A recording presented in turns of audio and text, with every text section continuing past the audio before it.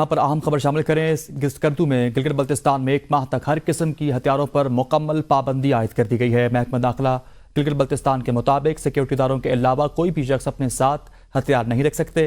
Licence یافتہ افراد کو بھی اسلحہ ساتھ رکھنے کی قطعاً اجازت نہیں ہے۔ خلاف ورزی کی صورت میں سخت قانونی کارروائی کی جائے گی۔ فیصلہ ممکنہ نقص امن کے باعث کیا گیا ہے۔ چینی باشندوں پر حملے کے بعد ملک بھر میں سیکیورٹی تھریٹ بھی بڑھ چکا ہے۔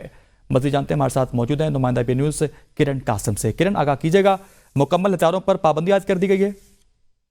جی بالکل، گلگت بلتستان میں آج وزارت داخلہ کی جانب سے ایک نوٹیفیکیشن جاری ہوا ہے جس میں بتایا گیا کہ گلگت بلتستان میں غیر قانونی اسلحہ سمیت جو لائسنس یافتہ ہے ان کو یعنی اسلحے کی نمائش پر مکمل طور پر پابندی عائد کی گئی ہے۔ یہ فیصلہ اسی وجہ سے کیا ہے کہ حال ہی میں جو ملک کے جو صورتحال ہے ملکی، اور وزارت داخلہ یعنی پاکستان کی جانب سے یہ تھریٹ الرٹ جاری کر دیے گئے تھے کہ گلگت بلتستان میں بھی دہشت گردی کے واقعات رونما ہونے کے چانسز ہیں، جس کے پیش نظر گلگت بلتستان میں یہاں پہ سیکورٹی کے سخت انتظامات کر دیے گئے ہیں۔ داخلی اور خارجی راستوں پہ چیکنگ کا جو سسٹم ہے اس کو مزید سخت کر دیا گیا ہے، اور اس کے ساتھ ساتھ اسلحے کی نمائش پر بھی مکمل طور پر پابندی عائد کر دی گئی ہے۔ صحیح، اسلحے کی نمائش پر مکمل طور پر پابندی عائد کر دی گئی ہے۔ کرن قاسم ہمیں آگاہ کر رہی تھی، بہت شکریہ۔